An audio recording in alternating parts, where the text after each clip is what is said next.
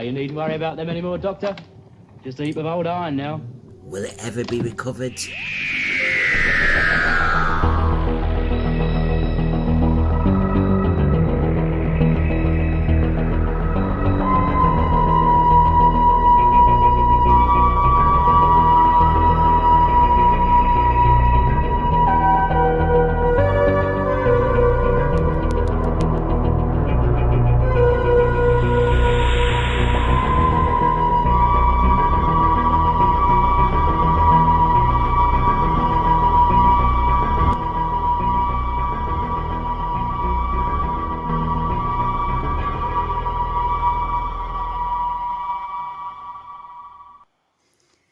Hello again. The birth of modern Doctor Who, one of the greatest classics in the classic period. The Rosetta Stone with the code to the success of Doctor Who. The originality of the regeneration story. The rejuvenation of the Daleks. The masterly David Whittaker script. Oh, we do ache for this missing story to be recovered and found. With Film is Fabulous patiently working with private collectors and news of possible announcements. More about that tonight. I'll tell you about my midnight show. In the near future, we take a look back at the 1966 Patrick Troughton debut story, the most wanted of the Doctor Who fan. Well, the fans have said this is the one they want. The Power of the Daleks.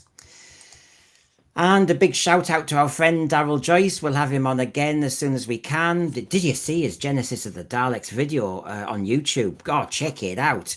Daryl Joyce has done a lovely, lovely Power of the Daleks because it's 59 years this week, isn't it, since it was broadcast?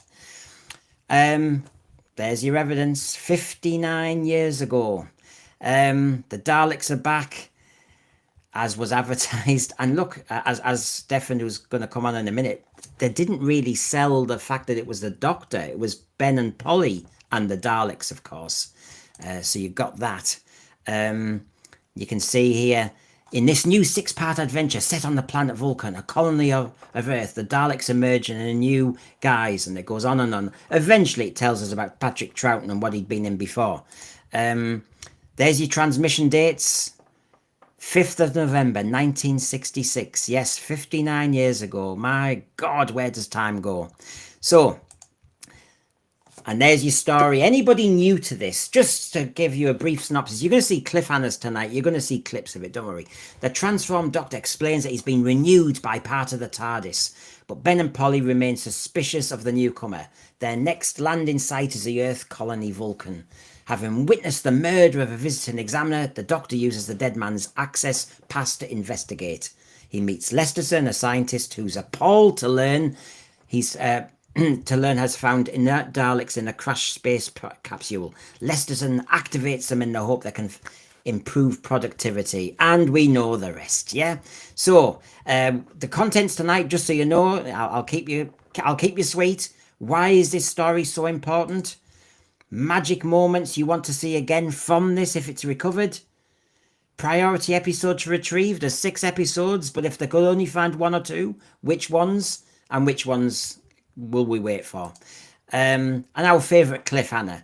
All these I'm going to share and discuss with you, my friends, and of course my panelist, my friend here as well. So there's the contents. There's the show. Where is he? Better get him on. Hiya, Stefan. Hello. How are you? Well, I mean, I'm raring to go. I know we've had a week. Now it's the weekend. Yeah. The fun starts now. Let's get cracking on. Exactly. Well, just before we move on, this is what to prove it. It's the story everybody wants. If you're gonna find a Doctor Who story, will you please find Power of the Daleks?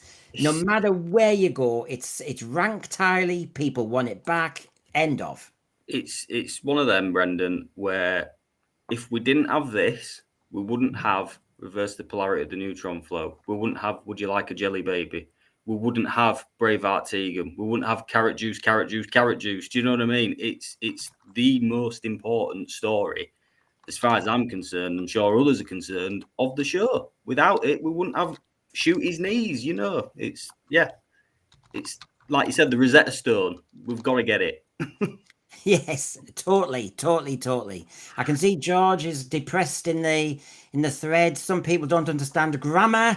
Finding Power of the Daleks. It's got an ing at the end, present participle. We are hoping they're out there finding it, and we know there's an announcement coming soon. So, George, what's your problem, for God's sake?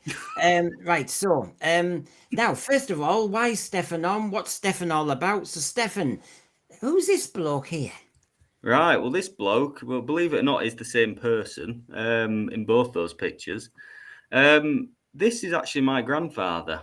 Now, you're probably thinking, why on earth am I talking about my grandfather on a Doctor Who podcast, you know, at the end of the day?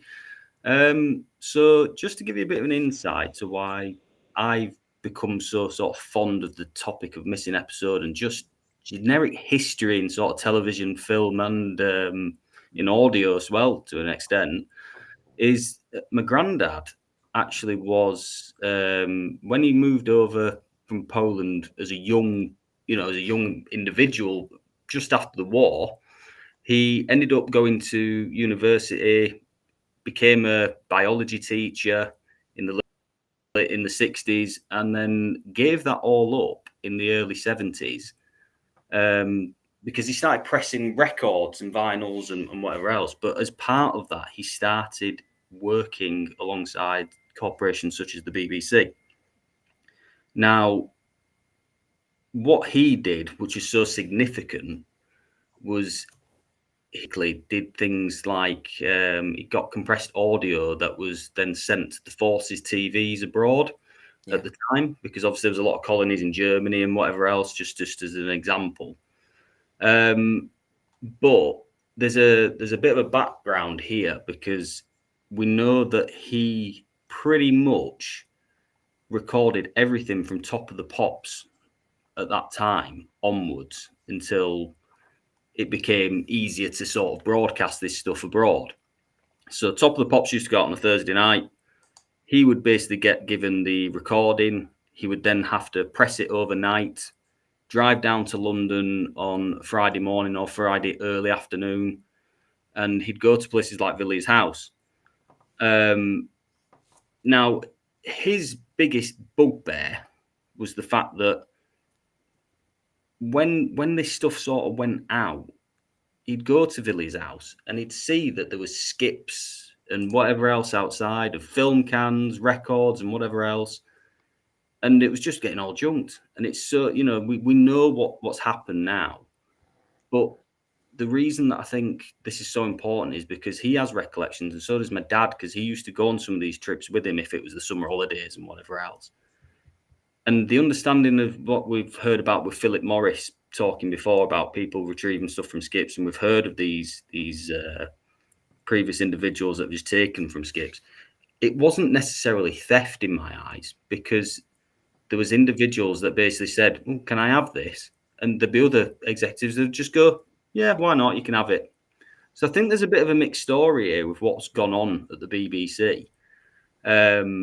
But like I said, just going back to my granddad, we know that he passed away a couple of months ago, but we know he's got pretty much every recording audio of Top of the Pops from 1973 onwards.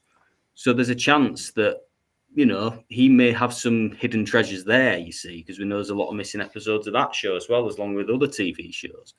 So, it's just one of those things. It's it's nice that we've shared that sort of story, but it's also good to give a background of what was probably going on at the BBC. But yeah, I think the story is really complex, and it's good to know that. Now, George Rainey's got back, and wonder how many have actually seen this story back in 66, repeats in 68 Australia. Now, obviously, Stefan is really passionate about this, and one of the things, I think I've got it on, let me get it right.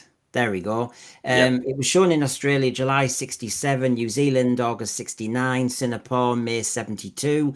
It is, if we all want it back, it hasn't really been seen by anybody since, has it? This is the issue. No, this is the thing. So we know these are the original broadcast dates in those countries. Now, for example, the copy that was sent to Australia that was then returned came back on the 4th of June or the 5th of June of 1974, I believe, or might be 1975. but we know that it was then junked upon arrival of back to the UK. So even then, at that time, they were still junking shows. The Singapore print we know is unaccounted for. We know that's the one New Zealand sent to them, but we also know as well that there's recollections of it being shown potentially after this time, because repeats that were shown on television weren't really sort of, it was, it might have been on graveyard hours, or it might have been early on a Sunday morning, early Saturday morning sort of thing. So it's just when people just had the telly on in the background. You probably didn't get a lot of people tuning in for these shows. It was just like a nice to have on in the background. So I don't think sort of viewing figures or recollections are really noted anywhere of this. But there's a strong possibility, because we know that some of the off-air recordings that exist of the serial, with various parts and episodes, especially that first renewal sequence in episode 1, the person who was recording it must have known, oh, that's a significant part. Let me get my 8mm camera out and record it. So there's some significance there in terms of there's potential, like I said, repeats shown. So for all we know, there may have been a rogue copy sent, I don't know, somewhere abroad that it could have been shown as late as the late 70s, as far as we know.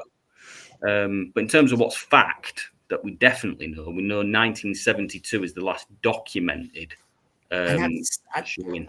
And that's the worry when you think of where things have been. So just so everybody knows where we're going with this. So we're hoping to make this a mini series. Next one we're doing is the Daleks Master Plan. Yep. So basically today we're looking at why the Power of the Daleks is so wanted back. Where was it last seen? Has anyone seen it? I was trying to get Tony Farrell on tonight. He says he did see it in the original broadcast, so he might have some great memories as we go through. Now, for those who didn't, and maybe have just seen bits of animation or the audio, let's start with a bit of the kind of, because we're going to talk about why is this an important story and what do we love about it. Now, let's start with this one. This gets everybody going straight away. So, Stefan, your favorite cliffhanger in Power of the Daleks, and then I'm going to play them to everybody so we can actually enjoy a bit of Power of the Daleks that's left. So, Stefan, there's a choice of 6, of course. Yeah. Ben and Polly have discovered a pair of dormant Daleks, and then something scurries across the floor. We know it's the mutant. Episode 2, a Dalek just revives, says, "I am your servant," and drowns out the Doctor. 3 Daleks chant they will get the power. Lesterson finds a production line of Daleks. Episode 5, the Dalek army leaves. Episode 6, a Dalek eye stalk moves as the TARDIS takes off. What's your favourite? Do you know what? It's such a hard decision on this one, because I'd say out of all Doctor Who stories in terms of cliffhangers, I'd say arguably it's probably got one of the best selections of cliffhangers when you look at it. But if I was to pin it down to one, I'd probably say it's when the Doctor is, episode 2. I'd say is a really good, but I know we have existing clips of it. It's not, it's poor quality, but we've got the "I am your servant." It becomes so iconic, and the fact that line in particular was then pretty much recycled by Stephen Moffat in Victory to the Daleks, with the Daleks then, changing it to, well, it wasn't "I'm your servant," was it? It was, what do we call it now? Forgotten what it was now. They made them tea and that, didn't they? Yeah, that was it. Yeah, but they sort of said "I'm your soldier." That was it. So they changed it to "I'm your soldier," and it became so sort of. It was like a homage to that, And I know Victory of the Daleks is a little bit of a rip-off of Power of the Daleks when you think about it. Well, you see, when you look at so many, when you watch, when I say the animation or you listen to the audio of Power of the Daleks again, you realise how it is the Rosetta Stone. It really has set up how many moments are touched on. So go on then, give us a choice, and everybody will join in, and then we're going to enjoy a bit of the Power of the Daleks of what's left. Yeah, I think if I was to go with a definite cliffhanger, I think it's that one there from episode 2 is my iconic one out of them. I am your servant. I'm going to cheat because I'm allowed to. I'm going to wait watch them again. But what's everybody else's choice? Let's enjoy a bit of Power of the Daleks, and then we'll give you more details. And as George Rainey said, God, Stefan knows his stuff. So, of course, that's why he's on. Right, here we go. Enjoy.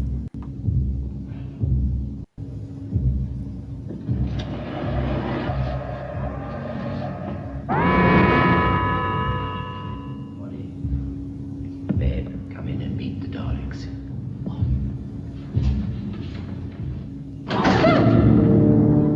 You could have opened this before. The doctor got one of them from the Daleks himself. Why do you keep saying the doctor if you mean you? I knew I should find them here. They look harmless, not very lively. Nothing human, no. But there are 3 Daleks in here. What's happened to the other one? Doctor!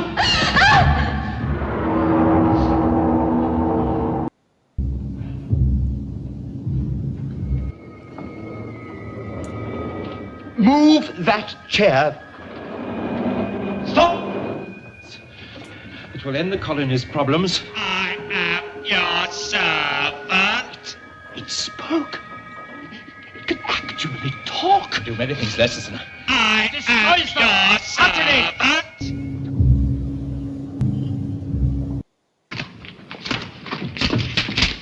Listen to this. The girl is safe, so as long as you leave the Daleks alone. Did you disarm the other 2? We are your servants. Did you get our materials? Yes. We will get our power. We will get our power.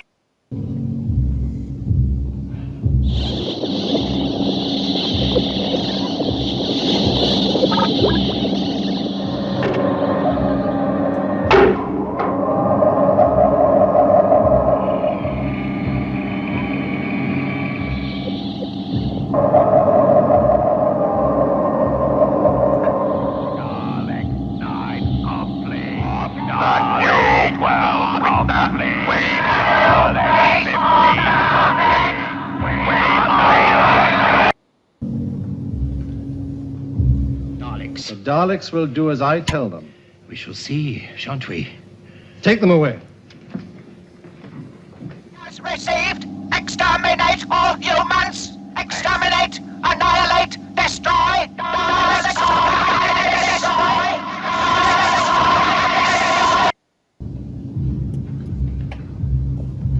Doctor, you did know what you were doing, didn't you?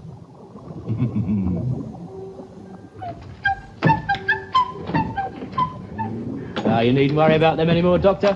Just a heap of old iron now.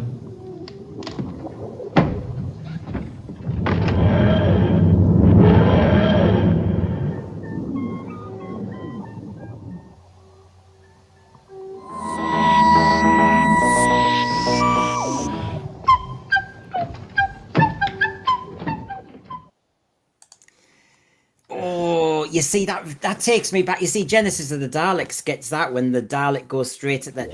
There's so many copies. I Am Your Servant is phenomenal because you by now, if you're a Doctor Who fan in the 60s, you know the Daleks are lethal and you've just had Dalek mania.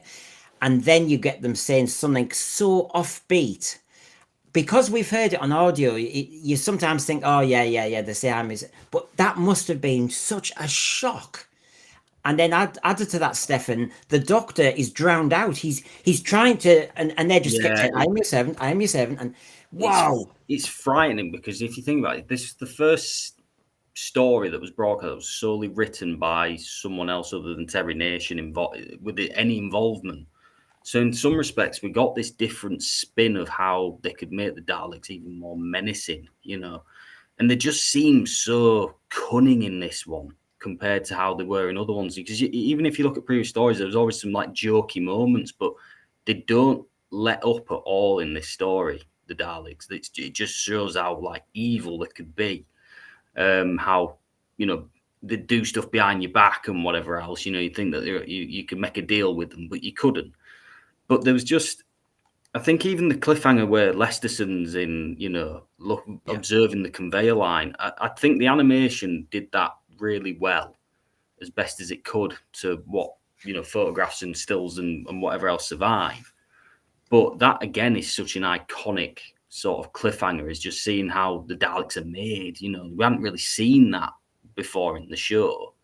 We'd got glimpses of the internals of a Dalek in the first ever Dalek serial, but we start to see this like morbid beast inside them throughout this story. And it just sort of puts another like spin on it. It makes you remember that they're not robots. There's something inside there, you know, that's so Yeah, evil. I don't know. It's like I said at the beginning, David Whittaker. I mean, gosh, this is the first time like Terry Nation let them go. Yeah. And David Whittaker, have to say, I know we as Doctor Who fans know David Whittaker is really key to Doctor Who's success. But by God, he writes a good script, and he knew the Daleks, he knew Doctor Who, and he knew what to do here. And I tell you he what, followed it up so well, even with Evil of the Daleks, you know, afterwards, Yeah. you know, it was followed up so well, and it just showed that this guy's got consistency, you know. That's what, you know, because the thing is, the story itself is a little bit claustrophobic, because it's you're in a base, you know, there's nowhere to run, there's nowhere to hide. You know, they did, you know, Christopher Barry did a fantastic, you know, as the director of it, did a fantastic job of capturing the mercury fields and then the inside of the colony. With don't forget the budget that they had, but even creating the capsule and the conveyor lines and whatever else. I know a lot of it might have been models and stuff at the time, but just, you know, capturing all this and making those sets feel so big as well, because the studios weren't massive, as we know. Yeah. And, you know, like, you know, you can see just on these clips here. I mean, these are from the clips from the stuff that was recovered in 2019, 2020, from what looks like original film splices or test sections or something like that, where someone's cleverly put them back together and they went on auction. But, you know, like I said, a lot of this stuff hadn't been seen since that period. But again, you know, the shots of Lesterson in the lab, you know, I think, you know, Lesterson, the actor who plays him, I always forget his name, but he did such a good job of showing that he was terrified. You know, you can even just see it in that there. Look at his eyes. He genuinely looks like he's absolutely going to, you know, cack himself, you know. Yeah. He's you know, and, I mean, it'll be interesting to see how it actually looked. But just from those stills, you can just see it wasn't overplayed. It looks like he's genuinely terrified. Yeah, and the animation tried its best to do it, and you can see this scene when he's watching it being assembled, and oh gosh, and to see that many Daleks, even if they are cardboard at the back, to see them all set up, it's allowed. It's allowed. Yeah. So cliffhangers. I mean. I think I saw somebody was saying it's Tony Farrell. It wasn't the cliffhangers for me. It was the gun being given back to the Dalek that was key. Now we might get to that Tony Farrell magic moments that we'd love to find again. Now the big one is, why are we going on about this? It's all 6 episodes are missing. What a bloody shame. It doesn't look as though officially it's been seen since 1972. Why is this story so important? Now, of course, I'm telling Granny to suck eggs here to everybody. It's the first regeneration. I was saying to Stefan before we started, it's the best regeneration. It sets the template. You know, Colin Baker, everybody talks about this and talks about Patrick Troughton. But watching it again, it just stunned me. And I'm going to show the 10th Planet end in a minute, everybody, just so we can kind of discuss and cross pollinate ideas. Troughton's debut, of course, as was said in the thread, the only debut story for any Doctor 6 episodes long. The subversion of the Daleks. This is a continuity keystone, and I'll show you what we mean by that in a moment. As I've said, the fans really rate this as a masterpiece, and if you can find anything of the Power of the Daleks, it gives us hope for the rest. And just as well I'm saying that, everybody, just to advertise, if you're up at midnight tonight, I'm looking at what the film is fabulous, Mark Stuckey said, very exciting announcement in the next few weeks and the latest rumors about what's out there. It'll be a short show, but it's just to keep you all briefed up, or you can catch it obviously again tomorrow. So there you go. We've got that Daleks Master Plan coming up with me and Stefan, and Power of the Daleks tonight, just to keep you sweet. So yes, I suppose we should talk about the regeneration, shouldn't we? And I think I should show us a little bit of the 10th planet first, just to remind us of why this is so important. Bless this old body of mine is wearing a bit thin. What do you mean wearing a bit thin? Oh, don't worry, child, don't worry, don't worry. We cannot absorb much more energy. We prevented it being fired at you. We helped you. You helped us. It's no use talking to these geezers. Your planet is finished. It will disintegrate. We know why you came here. We accept your terms. The warhead will be removed from the rocket. Keep back! Keep away from me! You don't mean it's going to blow up, do you? No. Right. Well, just to give you a taster, everybody. But yeah, what your thoughts on this first regeneration? Because in Power of the Daleks with the audio, you hear various bits, don't you? And that TARDIS really out of control. Well, it's not out of control. It seems to be doing something really strange, isn't it? Yeah, look. The first regeneration was so key. I mean, from what I understand from previous, investigations, how they were going to execute it originally, it wasn't meant to be this sort of fade and then a new face. Because even when you look at the quality of it, I suppose to most people, the transition from Hartnell to Troughton, it seems very much, how do I put it? It's not very clear. In terms of, that's a different person lying on the floor, because it's such a close-up of the face. But from what I've read up, and also from what I've heard from interviews and stuff before, is that the initial plan was actually for just a collapse, and then it was meant to be just a cape over the Doctor's face, and then it was just meant to be a different face. But what we then established was it was something to do with a faulty monitor that was used to create that sort of white fade pointing down at the other one. That's what then created that sort of flash, and they were able to sort of change the actor's face and do what they needed to do. And because the Doctor's obviously not human, it was a great way to do it, and it was very, like I said, to say it was improvised, it was just a very sort of clear way out to do it. But in terms of how the first regeneration went, in terms of behind the scenes with the actors as well, you got to remember that it was sort of announced a couple of months before that Troughton would be sort of replacing Bill Hartnell, and you've got to also remember as well that no one knew exactly when it was happening, but the build up to the episode itself, as we know, the focus was very much around the Daleks being back. And we saw from that clipping the fact that it's more centers around Ben and Polly facing the Daleks, and then it just mentions Troughton. But then there's sort of accounts that refer to the fact that it was sort of kept a bit more under wraps due to how Troughton's nature was, because he wanted to do this kind of disguise and whatever else initially. But the other thing you've got to remember as well is, as a person, he was quite a private person when it came to, he didn't like doing interviews very often and whatever else. And I think he wanted to sort of keep everything under wraps by doing any interviews prior to it, just so he wasn't probed and didn't give anything away. So there is accounts of people saying that with Troughton, that he was, he just wanted to keep it very professional and sort of, he is the Doctor and you will find out soon enough, which is a really great way to do it.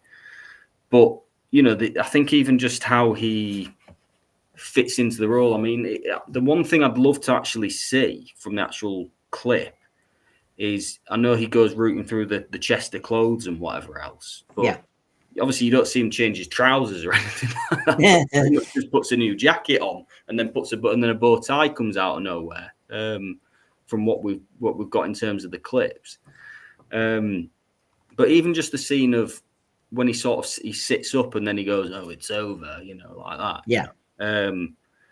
It's again how he sort of goes about it, and then how Ben and Polly are so mystified. But it's probably the first time in the show's history where, because it can never happen again, I suppose, is the fact that the viewers would genuinely as baffled as the assistants. Because And this is what was fantastic. yes, And yes, I'm very envious. And Tony Farrell, please tell us how it felt at the time, because Tony Farrell saw it on broadcast. I'm not going to repeat what Stefan said. He's spot on about it's via the companion's angle. I suppose RTD tried to copy that, where you go that way, but you didn't know what was going on. We didn't know if this was the Doctor. He even talked about the Doctor in the third person. Yeah, that was bizarre. I mean, I remember when I first ever heard the audio for this, I remember just thinking, blimey, the people at home must have been so confused. Yeah. Because he's talking about a different person. People thought he'd been transported somewhere or what, you know. Isn't this high risk, clever, Yeah. full of intrigue? Isn't this Doctor Who taking a risk and daring itself to do something that no other TV program ever has done? Yeah, you've seen in soaps, you know, the actor dies, so they get another face, you know, but it's not that. Yeah, that's different. That's different. But to actually explain it and to say, and as Stefan said, it was called renewal then. Now, of course, RTD and everyone says everything's about change. Well, yeah, anyway. So here we've got some quotes. The single most important missing episode in the entire canon of Doctor Who. The only on-screen explanation of regeneration or renewal up until 1974. As we saw, it's over. This old body of mine is wearing a bit thin, said Hartnell. If we had Power of the Daleks, said another fan, we'd have the birth of modern Who. Everything after flows from this. Because we see, as I was showing in some of those little kind of telesnaps, you see the Patrick Troughton Doctor look at himself in the mirror, try and work himself out, said he's working through his cheek muscles. Fades as well, don't forget about that. You know, fades, and it's how that was executed as well. You know, and the way he tried to talk to himself to calm himself down because he was dizzy or something, wasn't he? But what's your thoughts on this though, Brendan? If you look at this regeneration, renewal, we'll stick with renewal at this stage. But every regeneration afterwards, the Doctor always had this sort of recovery period where he wasn't quite in the first episode of his first episode. You know, Pertwee, I suppose, he's pretty much in a hospital bed for most of his first, story until part 3, isn't it? Yeah. And you've got sort of Robot again. You know, he sort of springs into action a bit, but he's sort of going through this crazy sort of transition, but he's still, he's not fit and he's not well. And even Castrovalva, I know you were discussing, Davidson's era the other night. You'd look at Davidson, and again, he's like, he's not fit and well for the first 2 episodes or whatever it is. But in this, it's almost like Troughton. He has a bit of a dizzy headache, and then he's up and away. And I think that just epitomized how he was as the Doctor and as a person, that he was like right, come on then, let's crack on, Yeah, and this is what I mean. And I suppose the twin dilemma is where the problem went wrong, because if this set the template for Doctor Who, to be honest, the Patrick Troughton second Doctor was on it pretty much straight away. He quickly calmed himself down in the TARDIS. I tell you what, if RTD wanted to waffle on about teaching the new generations about mental health, you watch that Doctor. He calms himself down. He talks to himself. He zones out, whether you want to call it Buddhism or whatever. He actually just zones himself out, like a bit of kind of, mental training, bit of resilience, and then we're off and running. And then we're straight in. He gets knocked out straight away. The whole chaos about the examiner being murdered. Of course, as you said about him wanting to look different because of him being a private man, we had the hats that didn't last, the 500-year diary, which kind of, I remember seeing it again in Vengeance on Varos, for example. You saw little touches of it, didn't you? But we went through his confusion, a mini identity crisis, looking in the mirror. That was a bit strange, seeing William Hartnell, just to show the join up, I suppose, for the fans. Yeah, just for the fans, because they had the Daleks, didn't they? Because they were worried sick that with a new actor as the Doctor, this could absolutely tank. So we need the Daleks to kind of bring people in. Yeah, that was the sort of main focal point, because there was a lot of other serials that were penned for season 4 at the time. There's one story in particular called The Imps, which was actually scheduled for that broadcast block, which was then totally never made. Something to do, I think the writer of that is the same writer as the Censorites. And I think he was suffering with illness and whatever else, and it was never finished as well. So that was a big sort of issue to why they couldn't get that into sort of final production. There was also a different variant of the Faceless one, something to do with like which another story that sort of blended into pretty much becoming Spearhead from Space in the end as well, from Malcolm Holt and what have you. So in terms of this story, you know, there was a lot of worry, a case of, is this going to take off? Because everyone had become so fond of William Hartnell, and again, this had never been done in this way, and it was such a big moment. And obviously, William Hartnell was consulted on who was to replace him. How that conversation went is different recollections, but we know that it was run past him, and that he was quoted to say, well, he's the best actor in England. Yeah, he's the best man for the job. I want him.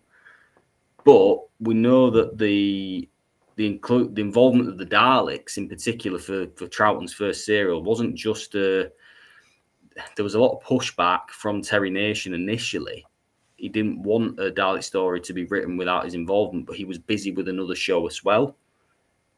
The other thing was he didn't, I'm thinking of taking him to America and making my own thing of him. There was all that going on. He sort of begrudgingly allowed it because he knew that there was an ulterior motive to why they were including them. Yeah. And to make them as more evil as ever as well. That was the other sort of motive behind the story. And it just shows you pre-Davros. Davros is amazing, but now he's been ruined by you-know-who. But the Daleks being devious and manipulative, these were really creative times. Now, you've seen the cliffhangers, but there's another version that hasn't been seen, and this is an exclusive to the Sense for everybody. You're very honoured, Garbage, who has been up to mischief again. Yeah. I bet Tony Farrell's never seen Power of the Daleks like this.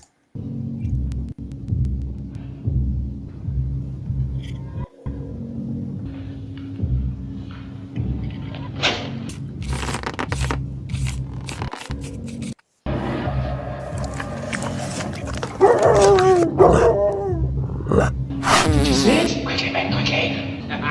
Excellent. Good thinking, good thinking.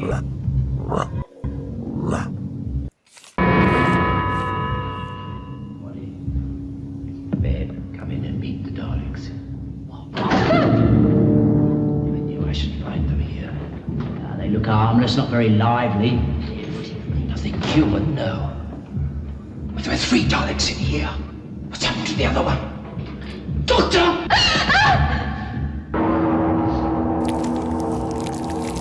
It was a sort of disembodied hand, a sort of claw. It was There you go. I'll tell you now, before you say anything, I had a shot prepared just because I was waiting so eagerly for that after we discussed it. I just wanted to see what was come up with, and there we go. We'll drink to that. Yeah, well done, Garbage Who. Give him a subscription. We asked him, I'll be asking him about the Dalek Master Plan next. Oh my God, what have we got available? But yes, we're going to try and do a crazy cliffhanger for each of our missing episode focuses. And yes, it wasn't a mutant in episode 1. It was a marigold glove. There you go. So yes, this story is important because of the regeneration and setting the template for it. The other thing I mentioned is some people talk about this continuity link. So you had the first ever episode. We've got them complete, although at the moment we aren't allowed to officially watch them. The Daleks now exist, the Edge of Destruction. So you've got that beginning bit. Power of the Daleks completely missing. That's the first regeneration, the first Troughton, and the first to continue that Dalek evolution. And then, of course, the next link to that is our partial recovery of the moon base with the Cybermen from the 10th planet coming back. And so people argue that the power of the Daleks is the missing link in that way. Another reason why we need it back. Yeah, completely agree with that point as well, because at the end of the day, as we've said with a lot of the missing episodes, there's so many key episodes that are missing, which makes you think again, we've talked about the skips outside of Villiers' house and whatever else for the BBC, that someone knew what they were after. They were probably looking for particular episodes that had titles that were recognizable, and obviously this one has the Daleks within the title. I think those keen-eyed fans as well at the time would have known it was Troughton's first appearance. This will be worth something one day. I'd have done the same, wouldn't you? If you'd have had the opportunity to have snapped it at that point, yeah, of course you would have done. Well, yeah, it sounds like a different time.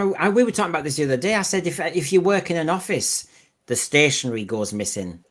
You borrow a few highlighters and then never go back. You borrow the stapler, then you borrow the we all print stuff off at work as well. We all do it. Yeah, all the photocopying's for something else. And then it's only at the Christmas party you see somebody's backside getting photocopied and you go, oh, hold on, something's gone wrong here. Hold on. Then there's an investigation and they never have a Christmas party ever again. I was a civil servant. I was a tax officer. Whoa. So I've been a teacher and a tax officer. It's amazing I've got any friends. You want to see my Christmas card list? What? Not yet. Anyway, we've got some great stuff here, Stefan. We've got William Morlock, the Dalek production line being one of the greatest cliffhangers and climaxes. No music, just that building chorus of Dalek voices creating dread. And how many times, Stefan, has this been? They've tried to emulate that. Even RTD did it with the very first time we saw the Daleks back in the climax, when, of course, we had loads of them. And I think they're all trying to emulate that. Yeah, I think so. Even in the animation of this, you see it and you see the camera angles. They've added a couple of bit of extra bits, and there's a bit where it sort of pans out, and you sort of see there's loads of Daleks moving. But as we know, they were all cardboard, Yeah. So there was only 4, and then you had the rest of them were cardboard, And I think the animation did a good sort of homage to it, and to try and make it better. But this has been probably, a different topic with some of the animations, is when they've sort of gone off script and tried to make it look something different to what it was. I prefer they do keep it to how it looked, or as best as they could. But that conveyor scene is just, to me, it's so iconic. I remember watching when I was only young. I remember when Doctor Who Night was on in, I think, 1999, seeing that clip. I remember seeing it again later on, and whatever, and it's so used. And I think the good thing about the Daleks is the scenes with them in. If it's just them within the scenes, what makes it really good is the fact that they can be recreated with the power of AI now, but obviously with animation to an extent from the original stills as well. Because they're a static sort of creature, it's not an actor right there in front of your face. It can be easily done. But we are fortunate that we've got a full set of telesnaps for this. There's some stories we don't have any. We've only got a couple of off-screen photos, for example. And it's that scene is just fantastic. And you wonder how, we were talking just before we came on about, the rumors about what's been found and when we're going to find out. And I'll be saying more at midnight, just to remind everybody, midnight tonight, British time. But, but we were saying, weren't we? We do have, how lucky are we? Because there's other programs that must have been made and are just completely junked. And nobody made telesnaps and nobody did any audio. We are lucky. Jamie, my husband, was telling me that when he was ill, I give him, when they were on tape, The Power of the Daleks. Yes. We had them on cassette. And when he was ill, I said, here, listen to them and The Evil of the Daleks. That'll keep you entertained. And he's got good memories of listening to The Power of the Daleks. It's a good audio, actually. The music, it's very tense. It was the first one that I ever bought, I'd say. Yeah, it is the first one, because I remember my dad buying it from W.H. Smith. That's how long ago it was. And I remember I remember, it's funny enough, because I remember being really unwell at the time as well. And my dad picked it up for me. And I think he was torn between that and Evil of the Daleks. And he looked at him and went, oh, I'll go with this one, just lucky dip sort of thing. Brought it home. And I remember I was ill in bed and whatever else. And I'd sort of watched all my sort of DVD range that I had at the time. So I'd been off school for about 2-3 weeks or something with this nasty chest infection. And I just remember, I've got this instead for you, something, because I know you're bored and whatever else. And I remember putting it on. But it was probably the first time I can remember being sort of propped up, on the bed like this and just listening to it perfectly with Annika Wills' sort of commentary over the top of it as well to describe what was going on. And just me, I remember even going to my desk when I felt a bit better. I remember going to my desk, drawing like pictures of how I think it could have looked and things like that, just doodling and whatever else. And no other story sort of did that. Yeah. And I think, like I said, the audio really gives it. Look, if the audio is great, the visuals are probably going to be great. It's not like with Enemy of the World, where we thought it's going to be a dud story until it turned up. We all thought it was going to be poor, but when it turned up, we were like, wow, it's like a James Bond episode. It's fantastic. Yeah.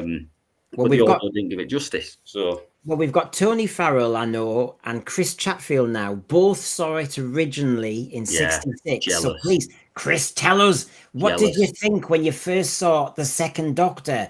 That must have been an absolutely, blew your mind apart. Tony Farrell here is talking to you, Stefan. We have the set plans, the camera scripts, the audio, and the telesnaps. We do. With AI, there is no reason why it can't be recreated if it isn't recovered. It would need a decent budget. Yep.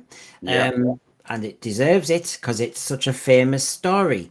It scared me to death at my nan's house. She said Daleks would come out of the telly and get me. Oh, well, that's how to control people. Now, these I'm going to test you all out here. So this is what somebody said about Power of the Daleks. Power of the Daleks is an excellent piece of Doctor Who. The very best stories combine a good story, good characters, and a good cast. And the most excellent stories have that edge that leaves you hooked. And you've just described that, Stefan. Power of the Daleks excels on all these counts and then some. And to be quite honest, you've just told a story which absolutely just backs that up. It just does it, doesn't it? It just grabs you. Yeah, it does. It's if anything, I'd say, for some, if it was available and it's existent, if it was fully available, for those who were kind of contemplating watching Classic Who for the first time, that's probably a story that I'd say to you, watch that first. If you're wanting to get into it, watch this one first, and then you'll sort of find your way. I wouldn't, for some reasons, I probably wouldn't say start with An Earthly Child. I'd say start with it out of interest. But if I was to say to someone, if it was in existence, start with this one, see how you get on. And if anything, my stepson as well, it was the first one he watched in the animation as well.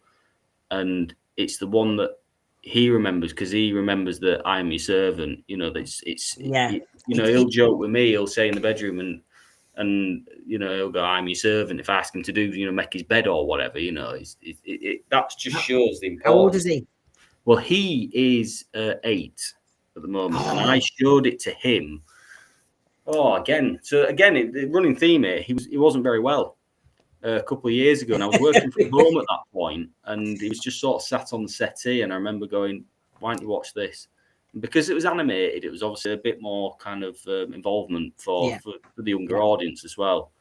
Again, he'd watched everything he'd been watching at the time and whatever else, but then I remember he watched that, and then he went straight to Evil of the Daleks, because I had it all on Blu-ray at the time. And then he started wanting to watch the other ones. So again, it just shows it's such a good entry point for those that. And it shows you we can still win the kids over, because it goes big on the imagination. Chris Chatfield here, who I did ask the question, didn't I? Well, when I saw the change to Troughton, I didn't like it. He was a clown, but like most, I loved him as the years went on. Do we all have that impression? Whatever regeneration is our first. My first was the Tom Baker one, John Pertwee to Tom Baker. And I didn't like Tom Baker's Fourth Doctor for about half the episode 1 of Robot. And then suddenly, yeah, he is. He's good. He's cool. Chris Chatfield, it sounds the same. You're just so used to William Hartnell and how he operates, style, pace, his authority, his manner. But do you not find that when you're watching Classic Who, say if you're watching it on a marathon, you're going through, you know, however many weeks it takes you to watch it, and you go through a Doctor and you think, oh, I've nearly come to the end of him now. Oh, I'm starting on him, and then you suddenly really get into that era again, and then it starts again. I mean, look, in modern times, I'd say, you know, I've probably felt, oh, thank God they've gone probably more than anything with the past few. But, you know, from everything up to Capaldi, it's been, you know, it's interesting. Yeah. It's interesting because John Pertwee, to me, I suppose, was a bit like the William Hartnell to people, because he was very authority. He was very in charge. You wouldn't mess with the Third Doctor, as you know. Yeah. The Draconians and everybody were he. But then you got, obviously, an opposite. And a bit like Troughton was the cosmic hobo, Tom Baker's was very bohemian. And, you know, the long scarf, which is clownish. And so I think maybe me seeing the Pertwee to Baker was a bit like Chris Chatfield and Tony Fowle seeing Hartnell to Troughton. The difference being, mind you, I didn't know there was such a thing as regeneration when I was 5 either. And you're going, what is this? And you needed your parents to explain it. It was a big one. Now here we've got another praise one. David Whittaker's script shines as he plays up the conniving and devious aspects of the Daleks. Here, he shows a knack for building tension, with the Doctor and viewer knowing what is going to happen, but the humans of the colony on Vulcan blindly experiment with the Daleks. The fools. I mean, I have to say, I think he's probably my favourite writer, you know, David Whittaker, because he really, even when you go to the books, though, he does a whole half page on just Barbara, stuff that you've never seen, half a page on Ian. He really knows the context of Doctor Who. Well, one other interesting point we've probably glossed over a little bit here is the fact that the director was obviously Christopher Barry, right? This was his 5th time directing Doctor Who. But he'd done the first Daleks serial. So this was also another point of him going, I want to make it better. I want to get it right. And you can just see, I know obviously back then there were still, the Dalek operators were still getting used to how they operated. And I know they changed the internal design of how they moved around after, I think it was the Dalek invasion of Earth. I think it was around then they sort of changed those internals. But they sort of, from what clips we have in existence, it seems like the maneuverability became a lot better. So it meant that they could do a lot more with them. But in terms of how the writing went, it kind of gave a bit of, there is a bit of, you know, limitations still. Don't get me wrong. They still conquered stairs, obviously, we know that. But there was a lot more sort of, you know, we can have 2 or 3 of them going down a corridor and terrifying everyone. There's the scene, especially when the Daleks duplicating, where you've got the scoop, you know, in action. There's that famous clip of it where they've got the scoop in action and whatever else. You've got this particular scene where you've got them all coming out, and I know they're all going in a merry-go-round to make it look like there's hundreds of them. Right? But there's one of them where he does sort of skew out, but wouldn't you have to go in round 4 or 5 times, you know? So I think there was a very good sort of, you know, way of how it was choreographed and whatever else. Yeah, certainly. I mean, we'll keep talking about what made it good, but I'll play this in mute. So basically, you've got some of the top pieces from it. I mean, when I in New Who, when you see the scene with the Cybermen and they encase people and they cut them up, you know, you see that, you know. Yeah. I feel as though that's emulating this when you see Lesterson sees the Daleks being put together with the mutant put inside. And, you know, as a kid, you'd be going, well, I've seen the Daleks and I have seen the mutant all the way back to the Daleks. But to see all this put together, like this Ford production line, this is another scale. And the kids only need to see so many Daleks put together. And then in the animation, they show you loads of guns, don't they? And yet, you can imagine the kids' imagination going, "Oh my God, it's an army of Daleks," and you are just fired off. I mean, this is so cleverly done. And I have got some criticism. I haven't got criticisms. I've seen some criticisms of Power of the Daleks where they say the pacing's glacial, blah blah blah. Hold on a minute. You're building up a brand new Doctor. You're building up atmosphere. There's a trick going on. We all know it's the Daleks because of the title. We all know it's the Daleks because we've seen them before. What we want to know is, can the Doctor work it out, and can those humans work it out? And I think it's pretty well measured. Yeah, I mean, it is well measured. Totally. I think it's look, people are entitled to their opinions of it in terms of the criticisms, and I know, like I said, there's going to be this. We might be talking about this like it's the best thing since sliced bread, but there might be people in this watching this or in the chat now that think it's like, oh, as if you're doing that story, I don't like it. They're entitled to that, but I'd say in terms of the general consensus is those who have watched it have probably said, yeah, it's probably, if not the best Dalek story, it's one of the best stories in general. So the weight of it it adds up, and I think if it did get returned, even if it was just one episode or whatever, I think everyone would just be like, wow, this is incredible. Yeah. I genuinely don't think we'd have any unhappy customers on that side of things. Well, what's important to do here is because as we're sharing this and talking about it, we've got Chris Chatfield, who is able to share his eyewitness testimony, just like Tony Farrell.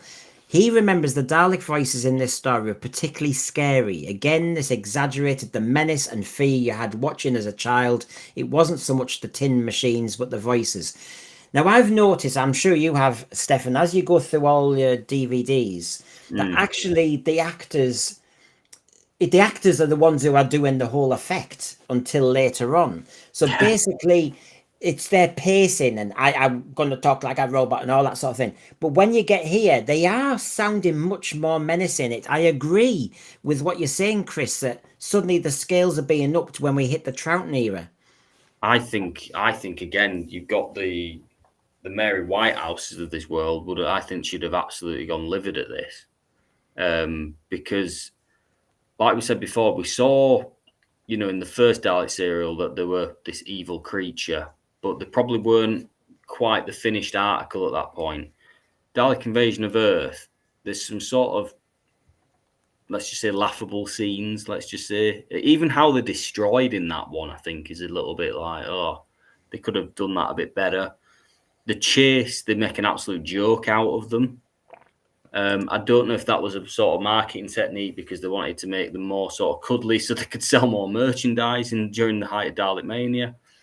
In the master plan, you've got, arguably, again, yes, they do become evil, but they're not.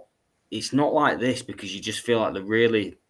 It shows how deceiving they are. Yeah, that's just what sort of captures it. They're so deceiving. In fact, they make you think that they're there to help, but really, in hindsight, they should have known more. For having to deactivate a bloody gun on them, then then there's obviously something behind them, and obviously they start, duplicating, obviously, and that's the first time we ever see that on screen as well.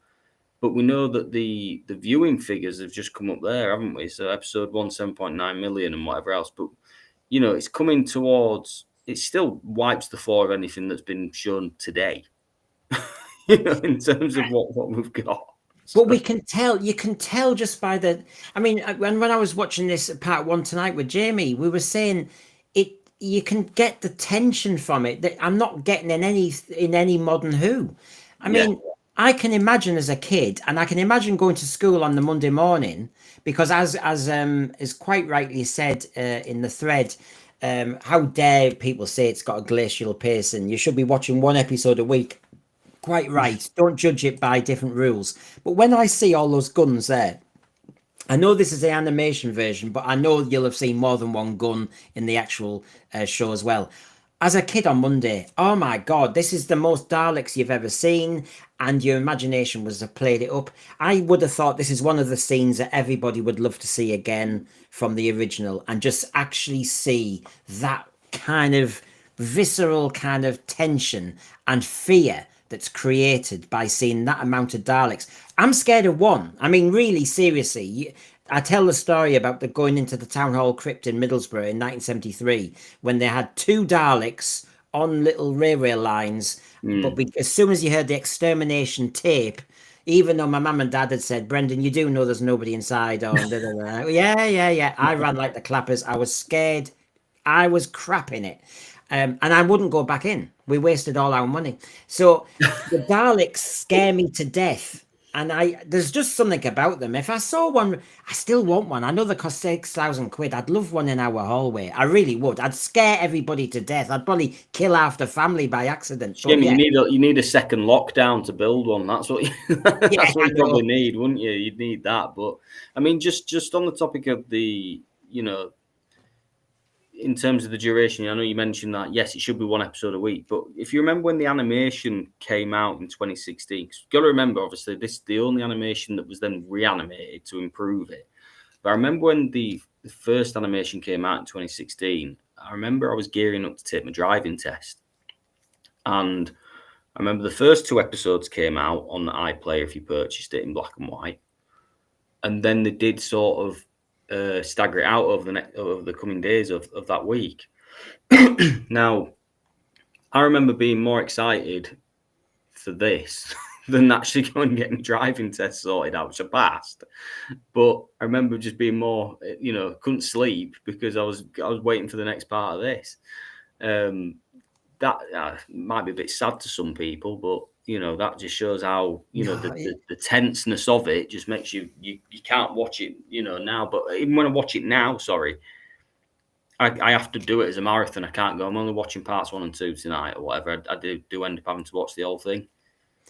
I mean, I just look at the design of the archways, which takes me back to the Daleks, and it's shaped differently. It's very alien. When you used to see Barbara running when she had to crouch, it's just, and the sound of that Dalek door, everybody knows the sound of that Dalek door. So as soon as you hear that door, you're going, oh yeah, it's the Daleks.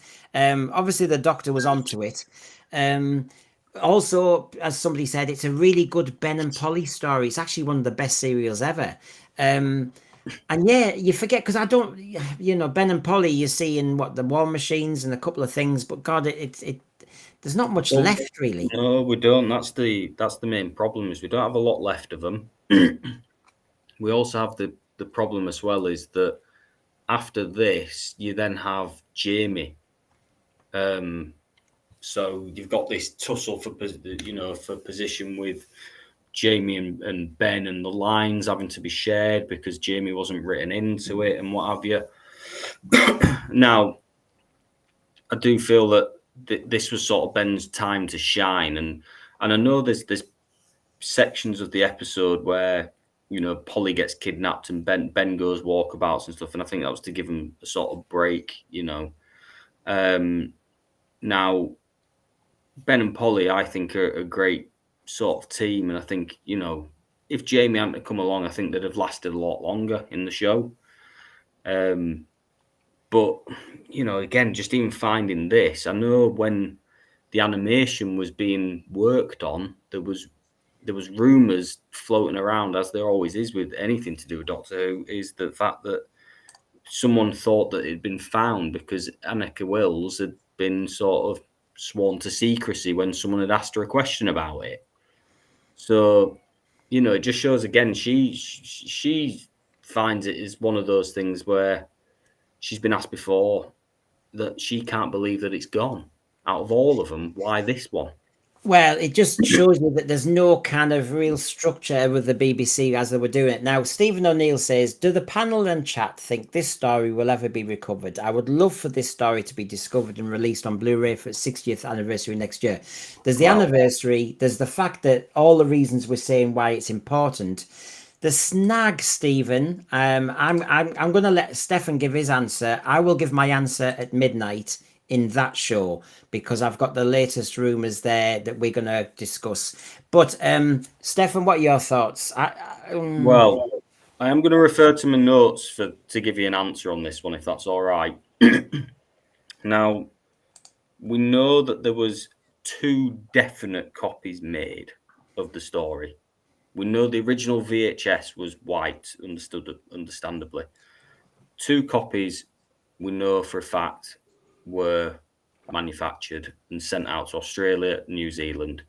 The Australia copy we know was returned back in 1975, but was confirmed to be destroyed at that point. But when we say destroyed, we think of the skip situation, you know. Yeah. But the fate of the other print that landed in Singapore is unknown. So that is the other sort of, you know, stumbling point of, you know, do we know if Philip Morris is going to go to Singapore? Has he been to Singapore? You know, there's those sort of questions, and I wouldn't want to jeopardize any of his plans if that was the case. Because, for quite frankly, I think anyone should be ashamed of intervening with those sort of plans if that is the case. So, in my eyes, I do think, like with 10th Planet 4, there was obviously some significance to it. Whether it is actually recovered because we think it's an ex-industry professional or what have you that's got it, or a part of it or what have you, I genuinely don't know. You know, it's whether they were walking past the skip at the right time. My gut feeling is we can never say never, because there is no logical sense to why we have some episodes that have come back. If you look at statistics, the Daleks master plan, we should have nothing, because there was only that one print that went to Australia for a test and then got returned and then supposedly junked. But we have 3 parts of that. But then there was 7 prints made of Marco Polo, but we have none of that. Yeah. You know what I mean? So the logic is always one of those. You can never really sort of write it off, because we don't know who was walking past at the time of that disposal, how it was disposed, whether it was a case of it went into the skip and it was the centre spool hadn't been pushed out or whatever else and unravelled, whether it went back to the junkyard and someone raffled through it there. There's so many variables. You can't write it off, but when you're looking at the chances, it is slim. And we know that there was the restrictions from the broadcasting rights from what Terry Nation put in place as an agreement for the manufacture of this program. So to answer the question, I couldn't call it. I find it interesting that when I hear rumors and talk and all the rest of it, that it is actually the one that I don't. The one everyone wants. It's the one everyone wants. It's the one I don't ever hear mentioned. Yeah. And so, yes, tonight at midnight, me, Christian, and Chris will be on, and please join us again if you can on that one. These are just so I'm being balanced on the sense for you. We've mentioned some of the magic moments you want to see again. Now there's the magic of it being Patrick Troughton as well. I mean, let's just have a taste of the Troughton times just for a second while we think about the next bit. You think the Cybermen will help you? I shall be their resurrector. Look!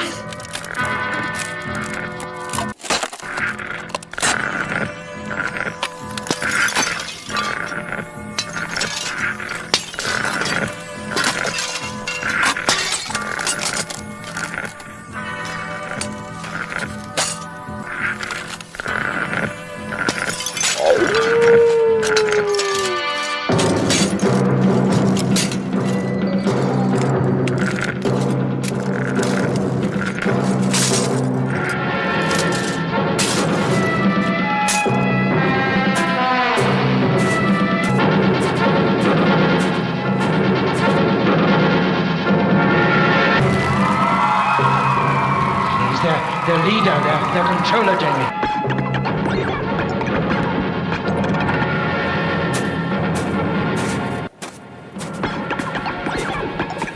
We need your power. You belong to us. Cyberman's activate them.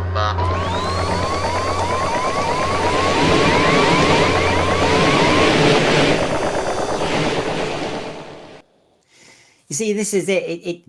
The Power of the Daleks started and unleashed a brand new, energized Doctor Who. The Monster season, so many Cybermen stories, and I don't know about you, but just since a lot of it is only audio, listening to Patrick Troughton's voice, he's a brilliant actor, brilliant voice. He's a great Doctor, and he's so exciting. I think that's one of the reasons when discussions have probably been held in the past of, can we reenact these? You know, in the same way as what they did for An Adventure in Space and Time with David Bradley portraying with Bill Hartnell. I know Reece Shearsmith obviously had that small cameo playing Troughton, but I just don't think anyone can live up to it.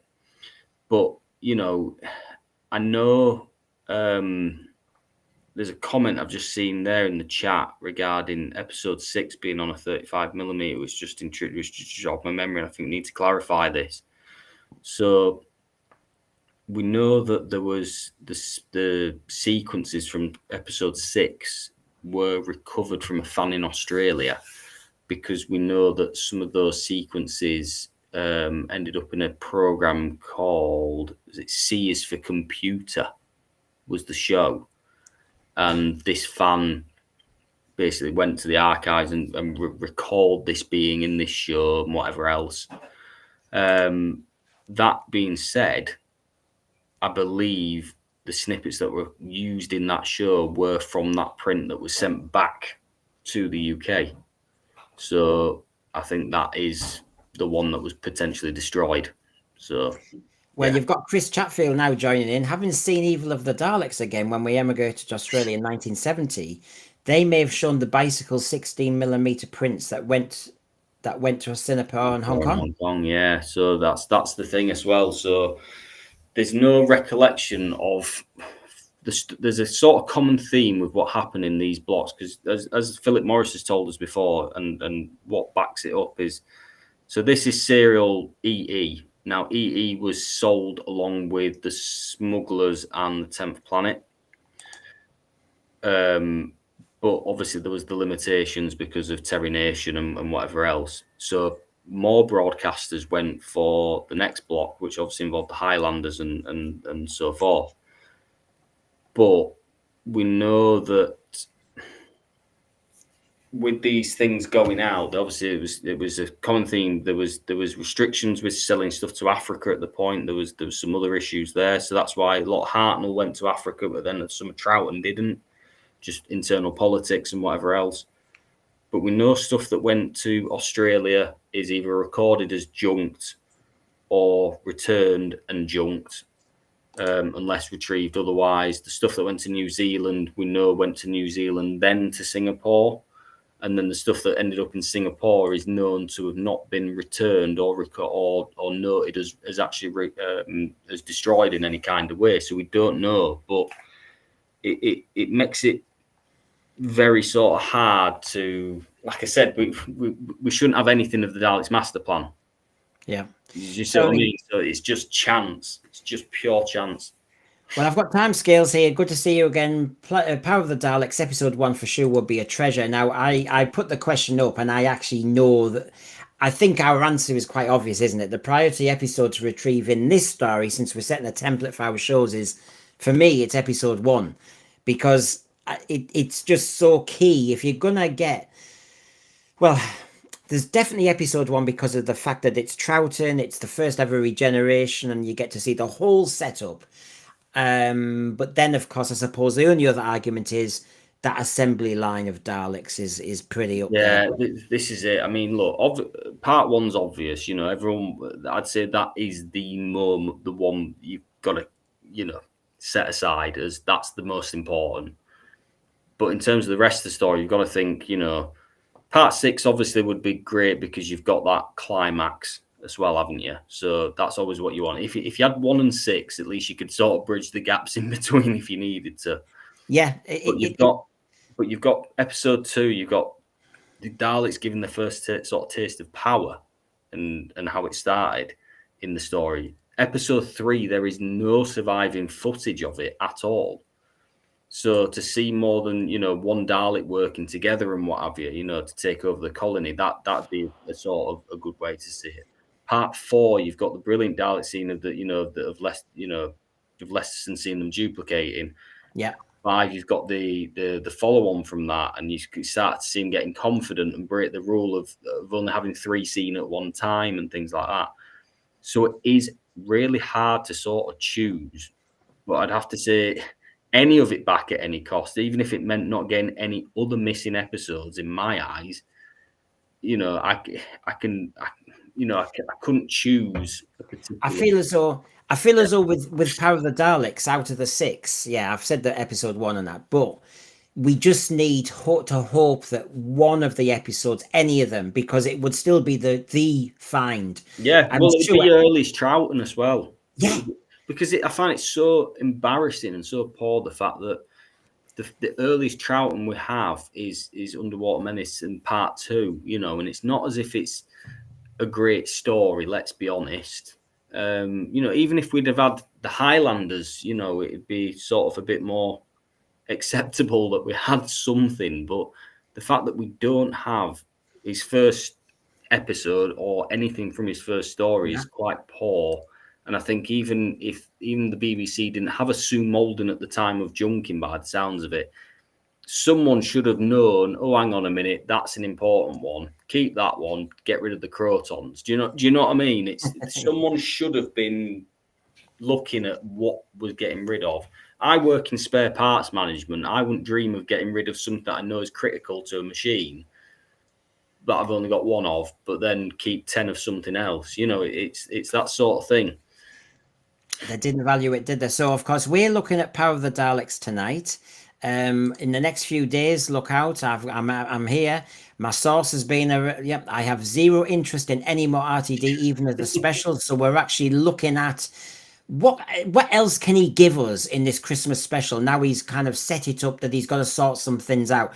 If you saw my video yesterday, I'll be on form, don't you worry. And of course, look out in the next couple of days how RTD blew up the Disney deal. There seems to be a common thread. And of course, in a couple of hours, I'm on again. Very exciting announcement. In a matter of weeks, his film is fabulous. And the latest rumours on there.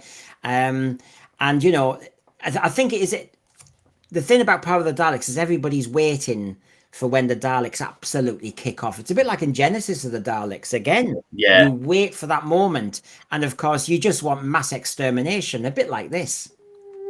Yeah, it's like I said, it's fully acted.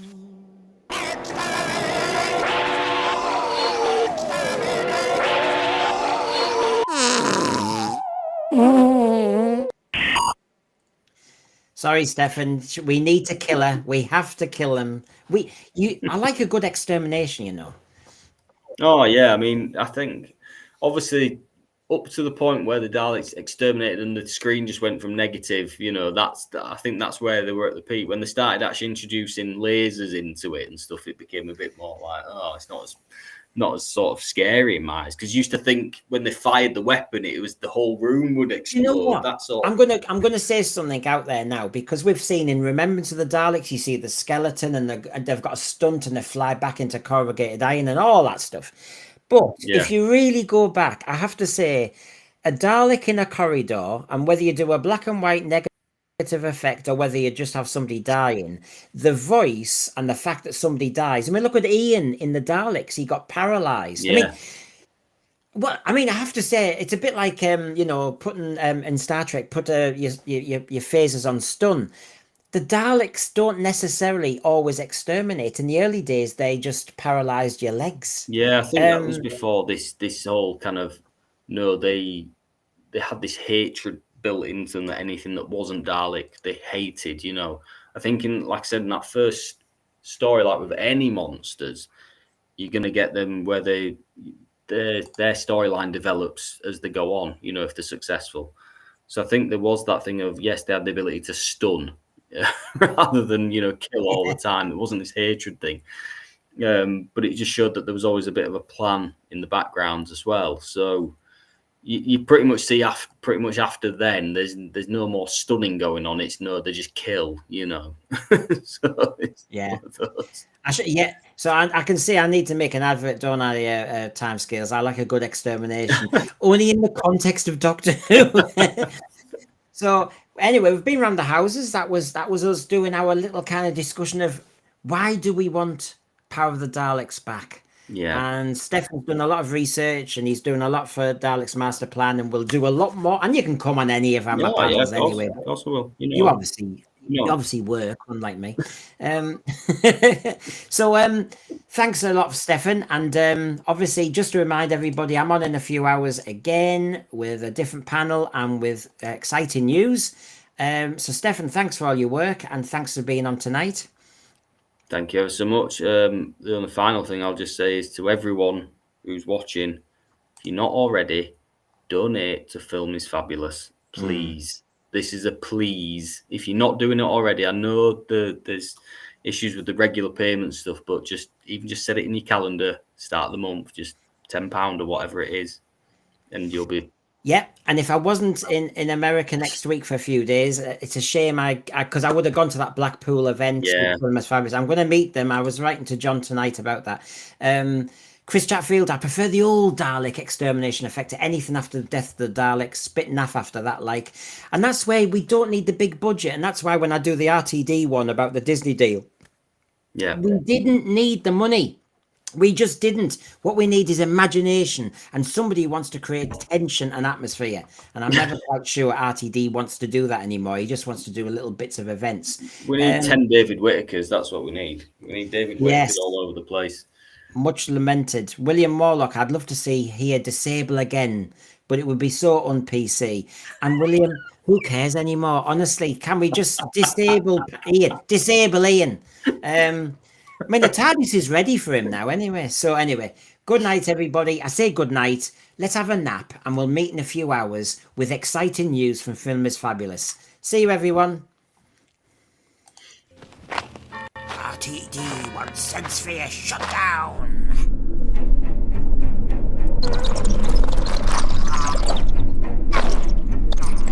Those Hoopettes have had the last hand up them.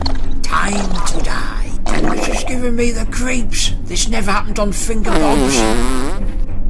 One by one, they're all mine. They don't like it up 'em. All this walking, I wish I had my Benidorm motor scooter.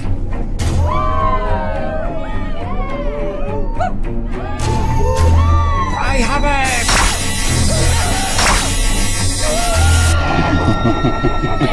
it!